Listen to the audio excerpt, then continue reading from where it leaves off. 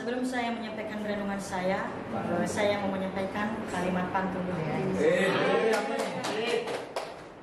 Pantun Kristen.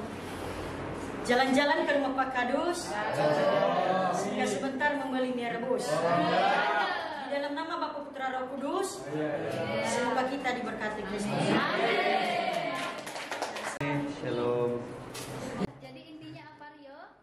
177 pasal 177 17.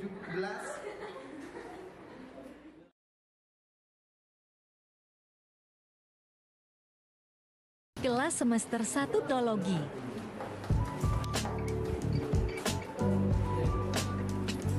Si paling sadar kamera. Ekspresiku guys sebelum bakar renungan, deg-degan haha. Akurnia giluranku. Ya, ayo Martin. Hei dulu ke kamera biar nggak grogi guys. Ketawa dulu guys. Biar gak tegang kepala. Keluar ketawa jahatnya.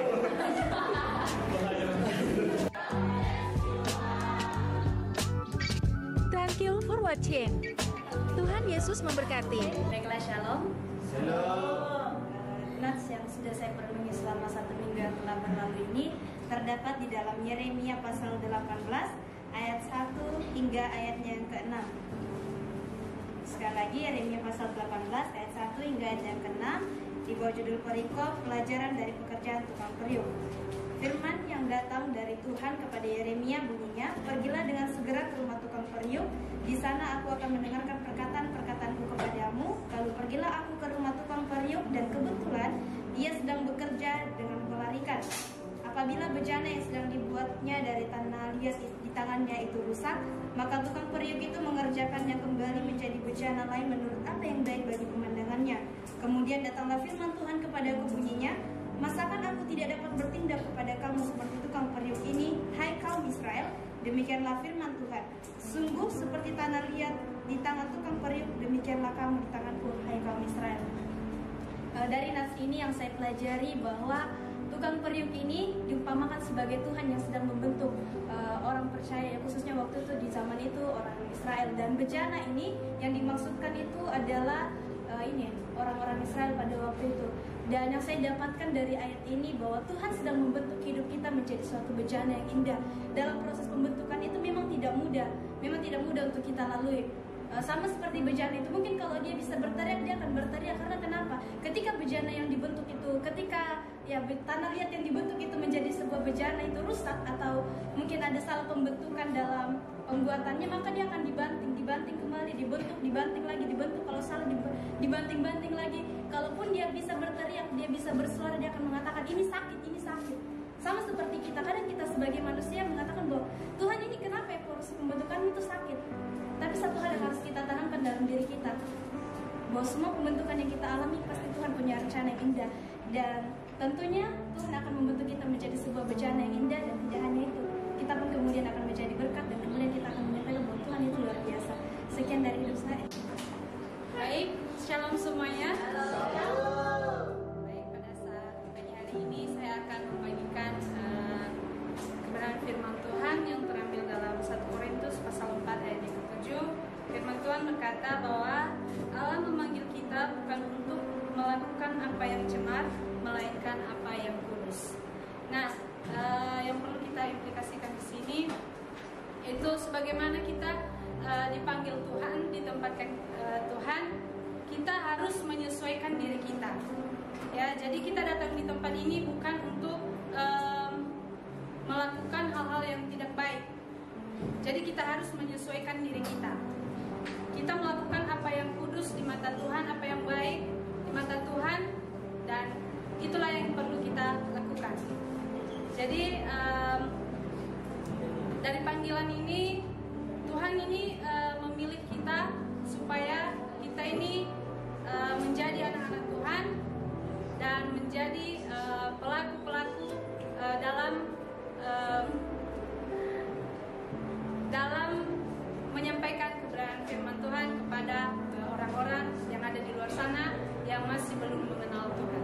Jadi sekian dan terima kasih. Shalom.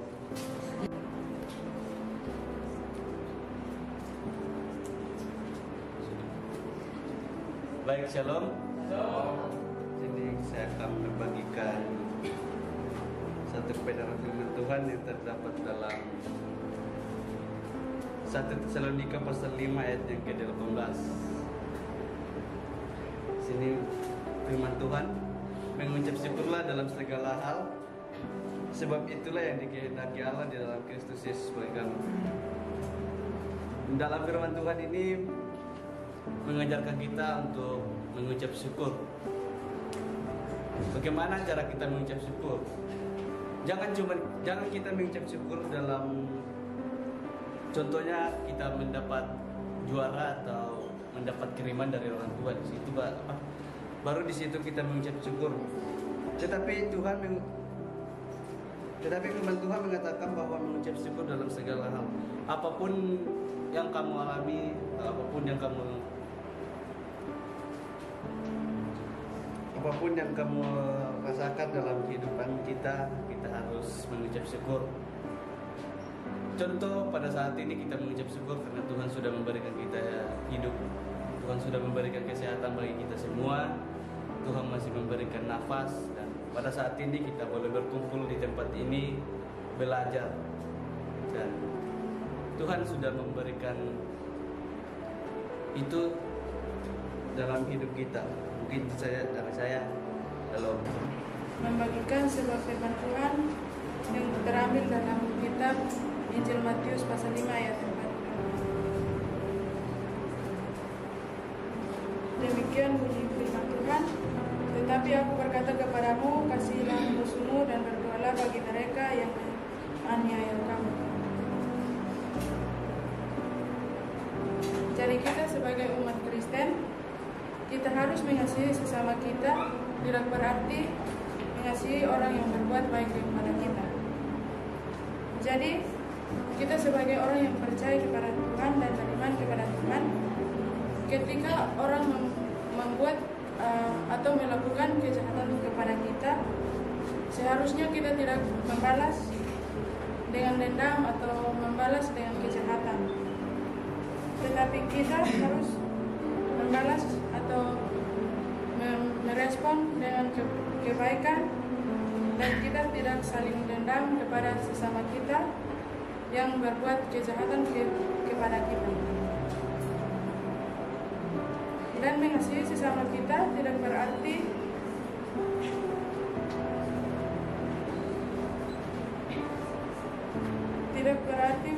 sebagai mengasihi musuh kita menurut ajaran Yesus, yaitu harus mencintai sesama kita dalam suatu ajaran radikal dari Yesus yang mengajarkan kepada para pengikutnya untuk tidak boleh membenci sesama kita. Sekian. Dan ketawa. Salam. Terima kasih atas kesempatan yang saya boleh. Saya akan membuka ayat kitab dari tulis dari Matius 7 ayat 12. Segala sesuatu yang kamu kehendaki supaya orang berbuat kepadamu, berbuatlah demikian juga kepada mereka. Itulah isi seluruh Taurat dan kitab para nabi.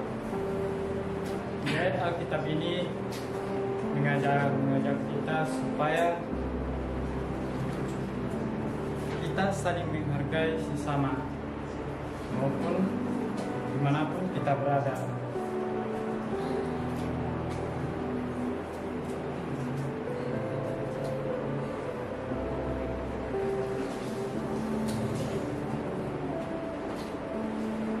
Apalagi?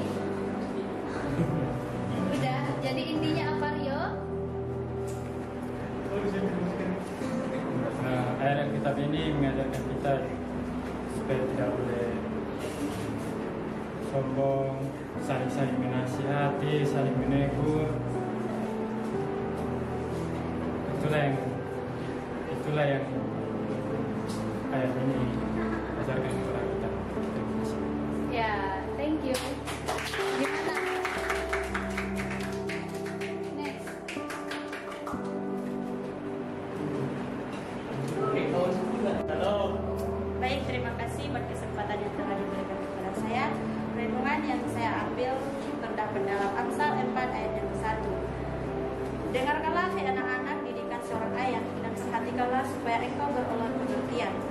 di dalam ayat ini mengingatkan kita supaya kita mendengarkan apa yang diajarkan orang tua kepada kita.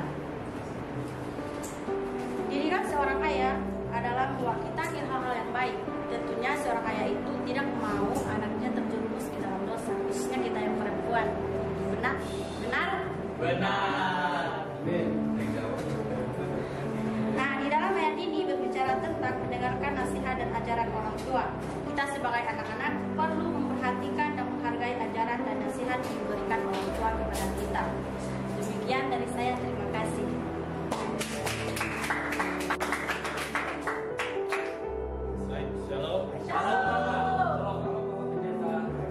Renungan yang saya ambil dari kitab Amsal 16 ayat 9. Bunyinya, hati manusia memikirkan jalannya, tetapi Tuhanlah yang menentukan arah langkahnya. Kesimpulan yang saya ambil dari ayat ini adalah meskipun manusia memiliki kehendak bebas untuk merencanakan kehidupannya, pada akhirnya Tuhan yang menentukan jalannya. Oleh karena itu, penting bagi kita untuk bergantung pada kehendak Tuhan, berserah kepadanya, dan menyadari bahwa rencana Tuhan selalu lebih baik daripada rencana kita.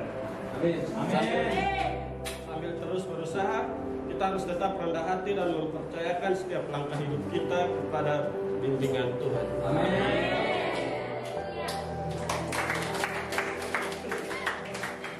Kalian sangat suka dengan pendeta Martin yang renungannya memberkati ya. Terima kasih atas kesempatan yang diberikan kepada saya. Ayat renungan yang terambil dari Matius 7 ayat 7. Mintalah maka akan diberikan kepadamu, carilah maka kamu akan mendapat, ketuklah maka pintu akan dibukakan bagimu. Dari ayat firman Tuhan, Yesus mengajari kita untuk saling mengasihi sesama kita, di mana sesama kita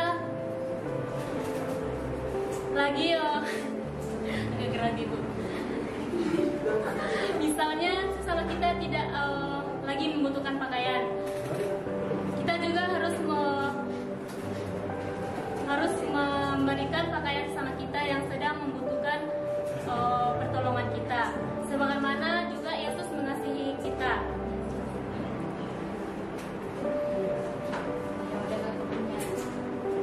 Mungkin ini saja yang bisa berikan tahu. Mungkin ini saja yang bisa saya sampaikan. Sekian dan terima kasih. Ya, silakan.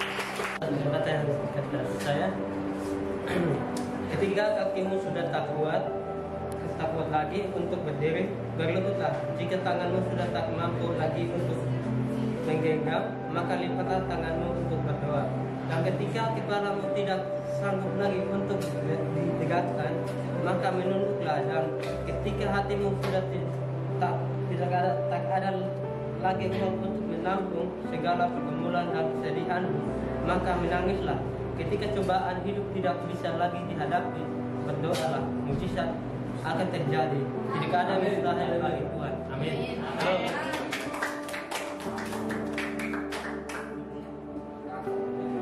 Ayat perenungan yang saya ambil terdapat dalam 1 Korintus 10 ayat 13 yang berbunyi, pencobaan-pencobaan yang kamu alami ialah pencobaan-pencobaan biasa yang tidak melebihi kekuatan manusia, sebab Allah setia dan karena itu Ia tidak akan membiarkan kamu dicobai melampaui kekuatanmu. Pada waktu kamu dicobai, Ia akan memberikan kepadamu jalan keluar sehingga kamu dapat menanggungnya. Nah, dalam nas ini mengajarkan kita bahwa setiap hidup ini sebagai makhluk hidup tentu akan menghadapi yang namanya masalah. Namun satu hal yang harus kita ingat bahwa masalah-masalah yang kita hadapi tidak melebihi kekuatan kita. Tuhan mengizinkan masalah terjadi dalam kehidupan kita karena Tuhan tahu apa yang menjadi kapasitas kita. Dan satu hal yang perlu kita ingat bahwa ketika kita menghadapi masalah, kita perlu memandang kesetiaan Allah, bahwa Tuhan tetap setia kepada setiap orang yang percaya kepadanya dan terus berharap kepadanya. Tuhan tidak pernah mengizinkan masalah terjadi tanpa memberikan jalan keluarnya, ibarat gembok dan kuncinya. Nah, dalam nas ini kita diajarkan untuk terus bersabar dan terus berharap kepada Tuhan dalam setiap problema-problema yang kita hadapi dalam kehidupan kita, dan terus percaya bahwa Tuhan akan memampukan kita menghadapi setiap masalah tersebut. Saya terambil dari Mazmur pasal 117 ayat 1 sampai 2.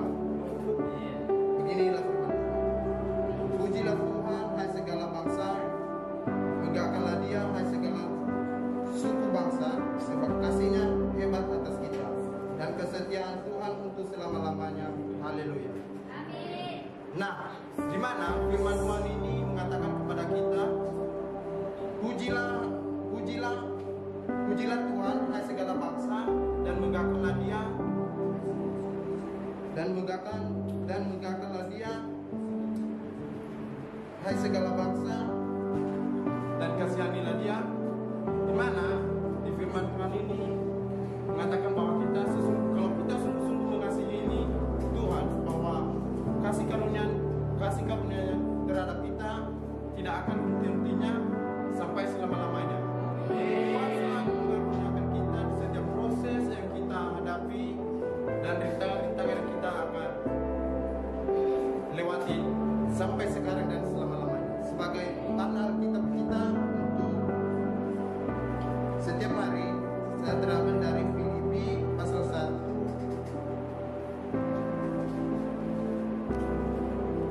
Filipi pasal 1 ayat 2. Kasih karunia dan damai sejahtera dari Allah Bapa kita dan dari Tuhan Yesus Kristus menyertai kamu. Demikianlah firman Tuhan dari saya. Terimalah salam saya. Salam.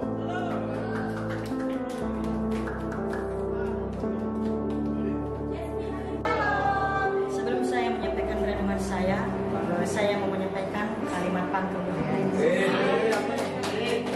Pantun dulu guys. Jalan-jalan ke rumah Pak Kadus, sehingga sebentar membeli mie rebus. Di dalam nama Bapa Putra Roh Kudus, semoga kita diberkati Kristus. Sebagai renungan singkat yang saya ambil untuk kita semua pada hari ini, itu terambil dari Mazmur pasal 119 ayat 9 berbunyi demikian. Dengan apakah seorang muda mempertahankan kelakuannya bersih dengan menjaganya sesuai dengan firman-Mu. Nah, di dalam kitab ini tentu kita sudah memahami apa arti dari firman itu. Itu kita sebagai pemuda Kristen harus mempertahankan perlakuan kita yang bersih, supaya dalam perbuatan kita, dalam tingkah laku kita sesuai dengan kehendak Tuhan Yesus. Jadi sebanyak apapun rintangan, tantangan yang kita hadapi di kampus ini, kita harus menjalaninya. Biarpun banyak orang luar yang ingin menjatuhkan kita, kita tetap kokoh dalam panggilan kita. Mungkin ini saja renungan yang bisa saya sampaikan pada saat ini. Cukup sekian dan terima kasih. Salam. Ketawa dulu guys, biar gak tegang ha.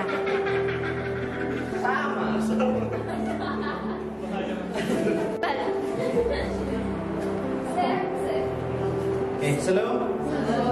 Baik, firman Tuhan yang saya pilih dalam kitab Matius pasal 11 ayatnya yang ke-28. Beginilah bunyinya. Marilah kepadaku semua yang letih lesu dan beban berat, aku akan memberi kelegaan kepadamu. Nah, di sini saya mengutip salah satu topik, yaitu Tuhanlah jalan kebenaran dan hidup. Pada pokok khotbah ini saya mengambil satu pokok khotbah, yaitu berdoa dan bekerja. Nah, sebelum kita memulai dengan setiap aktivitas kita, maka marilah kita mengundang Tuhan terlebih dahulu, supaya sehingga apa yang kita lakukan pada hari ini atau di hari esok dapat kita dilindungi oleh Tuhan. Yang kedua, bersabarlah dalam kesesakan. Tentu saja dalam pergumulan kita, hidup kita itu diibaratkan seperti sebuah tampan yang diombang-ambingkan di dalam laut. Nah, hidup kita juga sama, seringkali banyak godaan dan cobaan yang datang menimpa kepada kita. Namun percayalah, bertekunlah kepada Tuhan, bahwa Tuhan senantiasa menjaga dan melindungi kita. Demikian, shalom. Saya akan renungan yang saya ambil yaitu dari Lukas pasal 6 ayat 49. Itu berbunyi, tidak ada pohon yang baik yang menghasilkan buah yang tidak baik, dan juga tidak ada pohon yang tidak baik yang menghasilkan buah yang baik. Jadi yang implikasi yang saya ambil di situ dari ayat ini, saya berdoa kepada Tuhan supaya Tuhan memberkati dan memberikan kesabaran untuk bertahan di sejarah ini. Semoga Tuhan memberkati. Terima kasih. Shalom. Terima kasih buat kesempatan yang diberikan kepada saya untuk sebelumnya saya mohon izin untuk saya dapat bicara di tempat ini. Amin. saya berterima kasih kepada pendiri sekolah ini yang pernah mengabarkan Injilnya di akun Veritatif. Sorry salah sebut guys. Verbum Gogi Veritatif. hehehe. Dari situ saya pernah menonton dan saya mencari tahu di mana alamat sekolah ini, dan tentu ada di situ saya juga menemukan ada khotbah dari seorang senior pendeta, saya sudah lupa namanya, dan saya kutip sebuah firman Tuhan di dalam kitab Matius 6 ayat 33, tetapi carilah dahulu kerajaan Allah dan kebenarannya, maka semuanya itu akan ditambahkan kepadamu. Saya mau bertanya teman-teman, kira-kira yang kita cari di tempat ini apa ya? Kebenaran Allah. Ya, tentu yang kita cari di tempat ini adalah kebenaran Allah. Dan yang kedua, kita datang ke tempat ini pasti ada tujuan. Benar kan? Benar. Nah, jadi di sini tentu kita punya tujuan yang baik di tempat ini untuk mendalami kebenaran firman Tuhan. Saya mohon supaya dari kita semua bisa mentaati, mempelajari firman Tuhan dengan baik. Dan di sini juga saya baca ada dalam nats ini mengajarkan kita untuk selalu mencari kebenaran firman Tuhan. Oleh sebab itu saya mengajak teman-teman agar selalu mencari dan terus mencari kebenaran firman Tuhan. Sekian, terima kasih. Shalom. Shalom. Baik, renungan yang saya ambil di Yohanes pasal 14 ayat 14, beginilah bunyinya, jika kamu meminta sesuatu kepadaku dalam namaku, aku akan melakukannya. Nah, yang menjadi aplikasi bagi kita di ayat ini, tetap andalkan Tuhan dalam setiap kehidupanmu, maka apa yang kamu butuhkan akan Tuhan cukupkan. Amin. Dari kitab Kisah Para Rasul 2 ayat 28, di sini dinyatakan, engkau memberitahukan kepadaku jalan kehidupan, engkau akan melimpahi aku dengan sukacita di hadapan. Di sini dinyatakan dari ayat ini, Tuhan tahu langkah-langkah kita, setiap langkah-langkah kita, isi hati kita, rencana kita, tujuan kita datang di panggilan Tuhan tersebut. Tuhan akan melindungi kita dari bahaya apapun. Tuhan akan menolong kita dari apapun. Tuhan akan menumpang kita di masa depan yang cerah sampai sesuai dengan harapan. Terima kasih. Salam. Kita serangi lagi. Salam. Salam. Ada sukacita.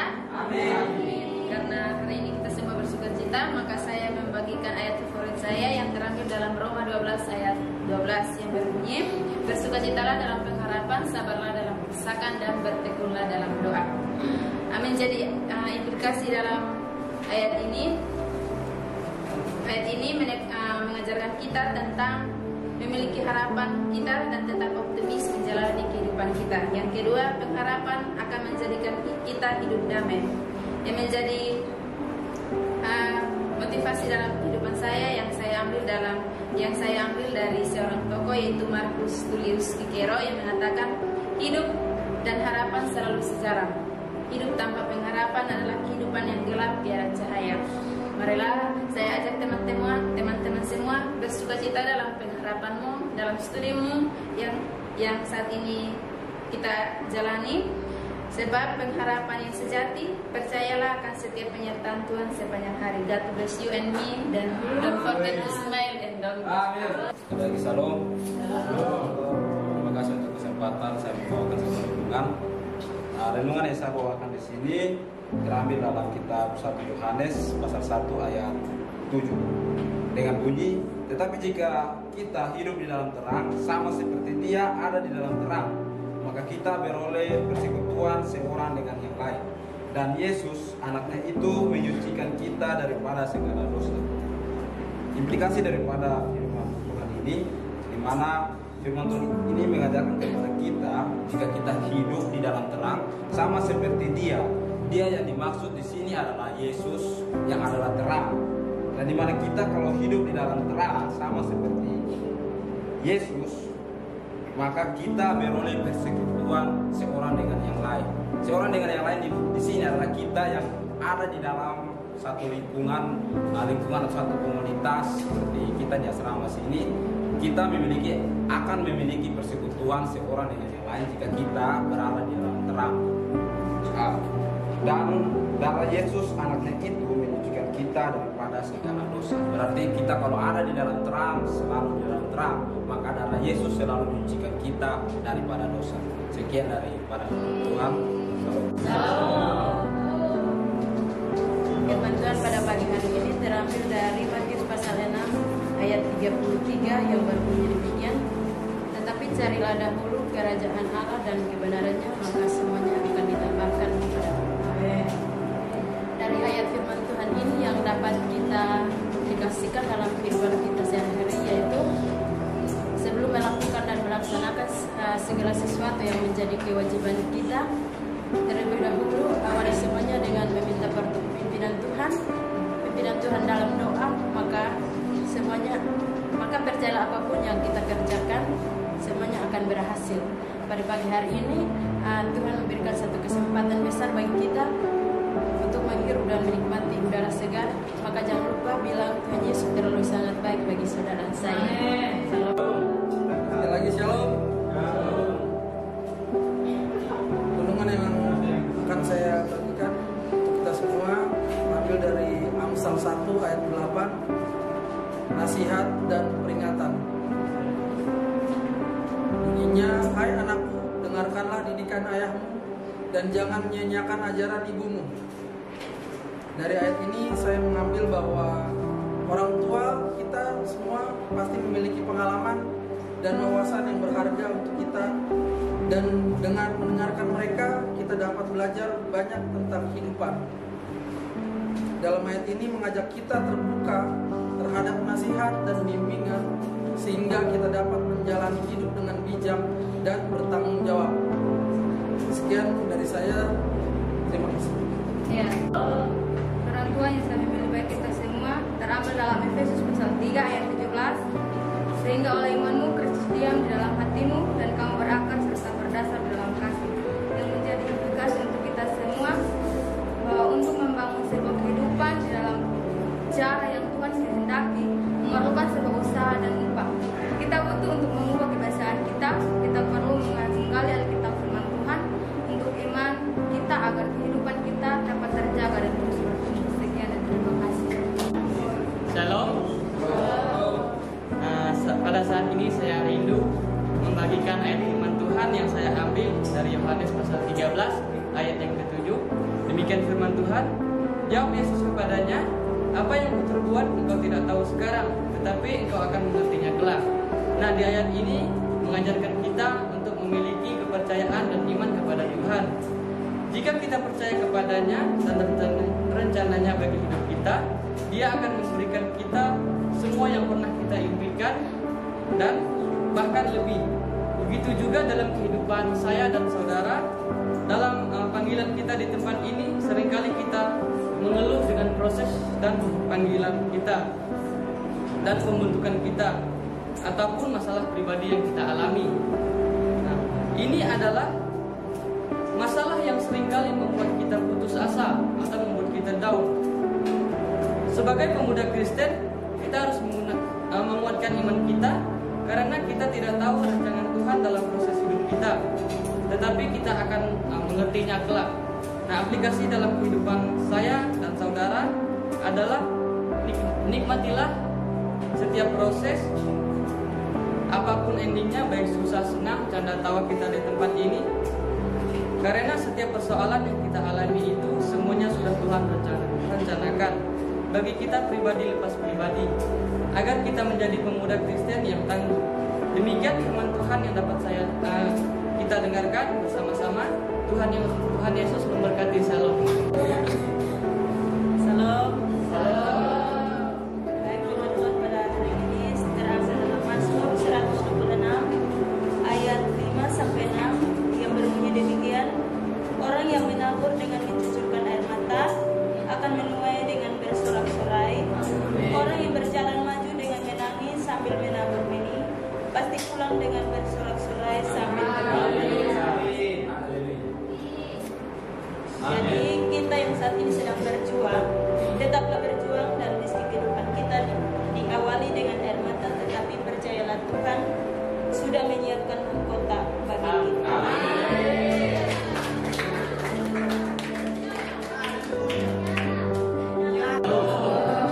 Mungkin saya tidak membahas tentang Alkitab, tapi saya ingin membagikan kesaksian hidup saya karena proses saya sampai di sini. Puji Tuhan, saya sangat bersyukur kepada Tuhan telah memanggil saya di sini, telah menangkap saya yang dulunya saya seorang yang bisa dibilang agak lain, sekarang sudah mulai berubah, puji Tuhan. Tapi saya punya satu dasar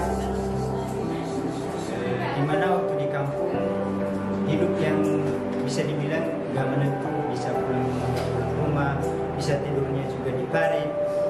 Jadi saya datang di sini dengan satu dasar firman Tuhan yang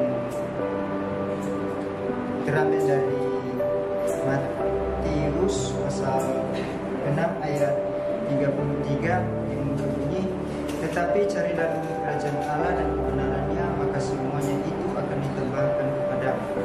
Jadi itu merupakan salah satu tekad saya untuk datang ke sini, karena saya pikir-pikirkan kalau misalnya apa yang kita punya di dunia ini, ketika kita mati nanti kita tidak akan membawanya, tetapi yang kita bawa hanyalah iman kita, perbuatan kita, dan kelakuan kita. Jadi sekian saja, terima kasih, shalom. Di sini saya akan membagikan kepada satu kebenaran firman Tuhan yang terdapat dalam kitab Titus pasal 2 ayat 7. Firman Tuhan berbunyi, dan jadikanlah dirimu sendiri suatu teladan dalam berbuat baik, dan hendaklah engkau jujur dalam bersungguh-sungguh dalam menjalani. Nah, dalam ayat ini mengajarkan kepada kita bahwa bagaimana kita hidup menjadi teladan, baik itu melalui perkataan ataupun perbuatan dan tingkah laku kita. Nah, dalam ayat ini mengajarkan kita untuk selalu berbuat baik, di mana dalam Galatia pasal 6 ayat 9 di situ mengatakan bahwa jangan engkau jemu-jemu dalam berbuat baik, sebab sudah tiba waktunya engkau akan menuai jika engkau tidak menjadi lemah. Dan Tuhan selalu mengajarkan kepada kita untuk selalu berbuat baik, karena Tuhan sendiri yang telah berbuat baik kepada setiap umatnya, dan kita harus selalu jujur dalam segala hal. Apapun yang kita lakukan dalam dunia ini haruslah kita lakukan dengan jujur dan takut akan Tuhan. Itu saja kebenaran firman Tuhan yang boleh saya bagikan. Terima kasih. Kita semua, salam. Firman Tuhan yang saya ambil pada hari ini terambil dalam Amsal 16 ayat 9 yang menyatakan, hati manusia memikirkan jalannya, tetapi Tuhanlah yang menentukan arah langkahnya. Yang menjadi implikasi untuk kita semua, kita sebagai manusia kadang kita memikirkan masa depan kita masing-masing, tetapi percayalah kepada Tuhan, yang pasti Tuhan sudah menyiapkan masa depan kita masing-masing. Sekian dan terima kasih. Shalom. Terima kasih atas waktu dan kesempatan yang diberikan kepada saya.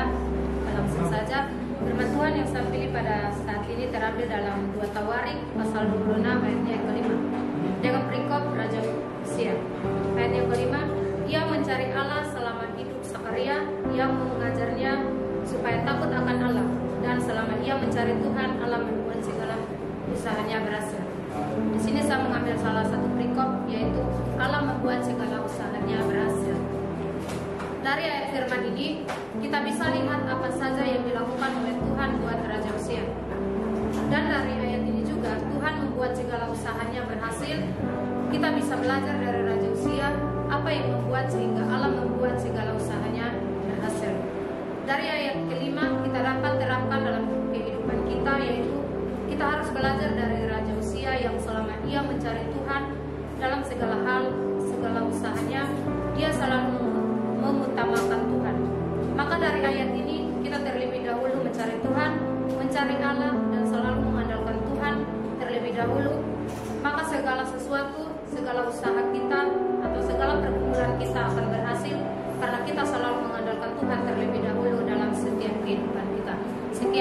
kasih. Tuhan Yesus memberkati. Shalom. Shalom.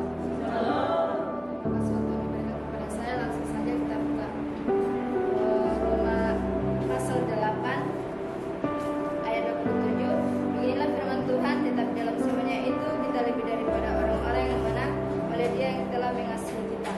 Nah, ayat ini mengajarkan kita bahwa melalui iman dan kasih Tuhan yang diberikan kepada kita, kita memiliki kekuatan untuk mengatasi masalah dan rintangan ataupun kesulitan dalam kehidupan kita. Nah, meskipun kita mengatasi masalah ataupun penderitaan dalam kehidupan kita, kita tidak perlu merasa kalah atas ataupun putus asa dalam kehidupan kita. Dengan dukungan Tuhan, kita dapat menang dan mengalami kemenangan atas masalah yang diberikan oleh Tuhan dalam kehidupan kita.